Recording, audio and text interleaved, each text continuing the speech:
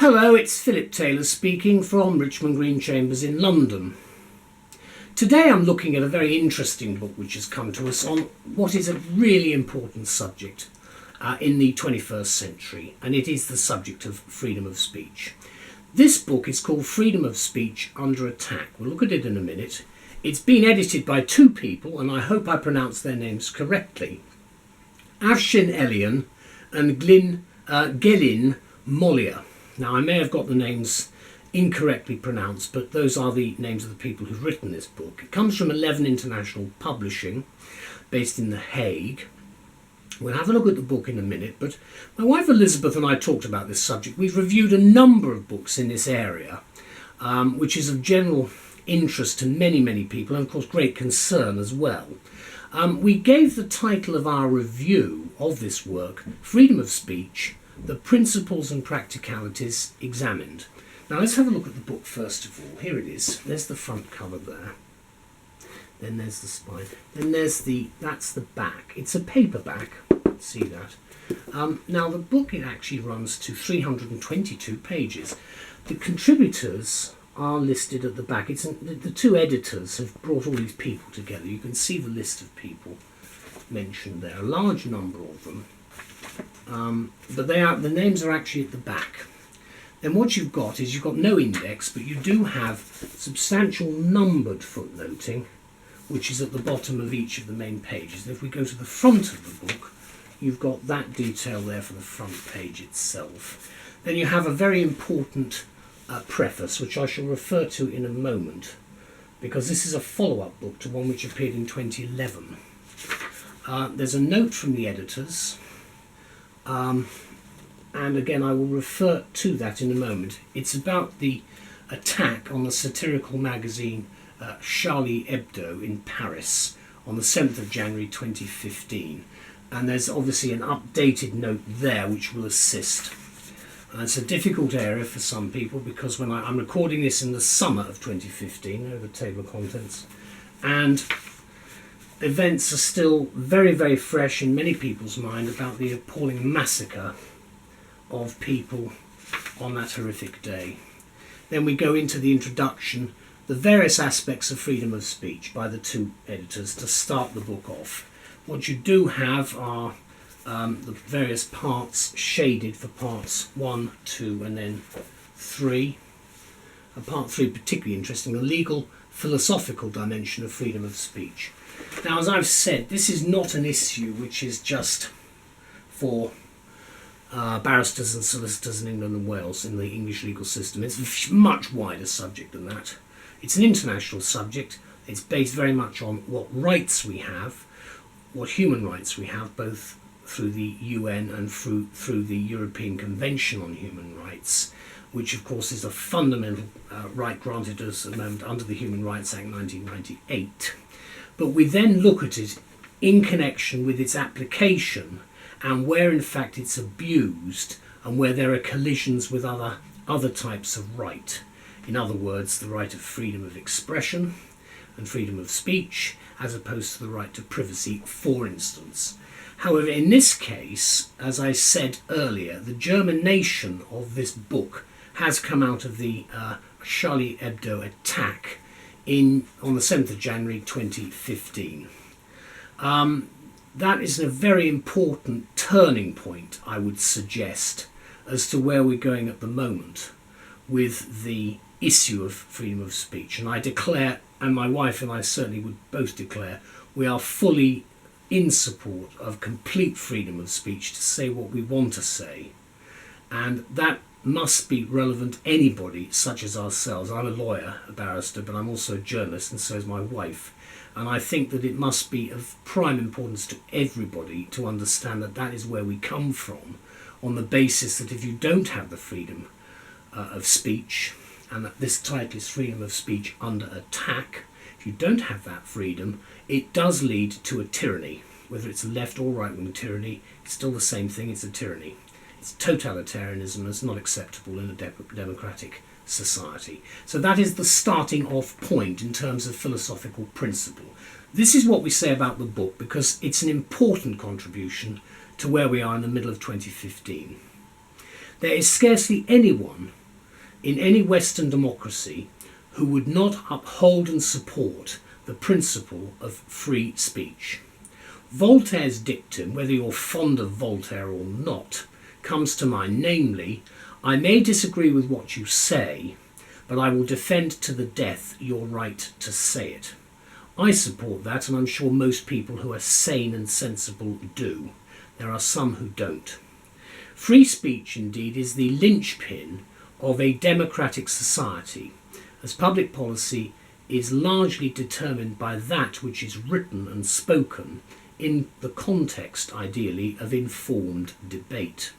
But like any freedom within the rule of law, free speech can be abused, which, among other factors, leads to freedom of speech under attack, which, of course, is the title of this excellent book from 11 Publishing in The Hague. The book is a compilation of learned essays, mainly by professors of law, mostly from Dutch universities. Each article explores with commendable thoroughness the multiplicity of issues and certainly controversies which have been engendered by any debate on freedom of speech. Minute examination is made quite frequently of alarming threats against freedom of speech, and the most spectacular and tragic example being the Charlie Hebdo outrages in Paris on the 7th of January 2015, in which 10 people, including cartoonists and the main editor, were slaughtered. Another 4 people shopping in a Jewish grocery shop were also killed shortly afterwards. And as I've indicated earlier, that is a terrorist outrage, but it links directly to an attack on freedom of speech. Whether you find the cartoons funny or not is not relevant. It is whether they would be permitted in a free society to produce this stuff in the first place. Our argument is yes, they should have that right. There are people who killed them who said no, they don't, and they found it offensive. That is where the issue is. Generally speaking, then, the editors and contributors of this book place such attacks in their context, pointing out that freedom of expression is guaranteed both at the European level and internationally under Article 19 of the International Covenant on Civil and Political Rights adopted by the United Nations. So, as I've said and indicated before, it's not just a localised European human rights issue, but it is an international, planet-wide one. One contributor points out that this right has come under pressure as a consequence of the tensions between Islamic countries on the one hand and Western countries on the other.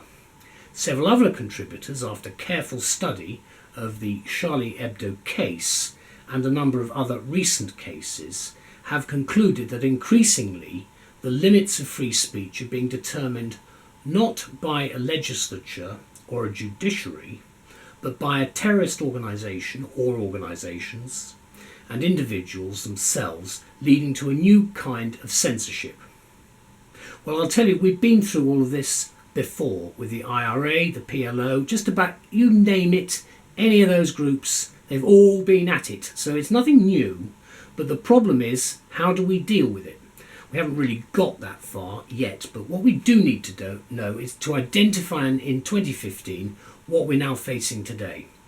Details aplenty, of course, are provided in this book, which also contains a particularly interesting chapter by an American academic on free speech in America. Despite being held virtually sacred there, free speech has had a rather up and down history, which is outlined in the article, together with an analysis of American free speech jurisprudence. The focus here is on the famous and pivotal First Amendment to the US Constitution, which was enacted around 798. Revered as a clear symbol of American democracy, it has an approval rating in America of over 70%, which you may think is a little bit on the low side, but actually it just shows you there are a lot of kooks out there in any event, and there are also quite a large body, a minority body, who, whatever you try to do, really don't see any form of reason. But you will get that in any democracy. So you're not in a position where you've got 110%, which you might have, for instance, in Korea, North Korea, of course, that is. Let me conclude by saying, and you gather I'm angry about this, which is right, because this is a freedom we must cherish. This is what we say in conclusion. From lawyers and academics to journalists and researchers, anyone interested in the many issues surrounding free speech and the threats against it will regard this as an important book from 11 Publishing. I think it's one that anybody who's a journalist should read. The publication date is 2015. Let me just show you the book again. There's a front cover there, then there's the spine, then there's the back. You can see from the book itself, there's the front of it again. You can see the actual introduction. The picture is St. Paul entering Ephesus, and it's actually from the Louvre. And interesting, but you can't really see the picture too much. The book itself, though, I thought was very important. This is the area where we got the problems, the international dimension of freedom of speech, changing course by stealth. We've got all of this happening at the moment.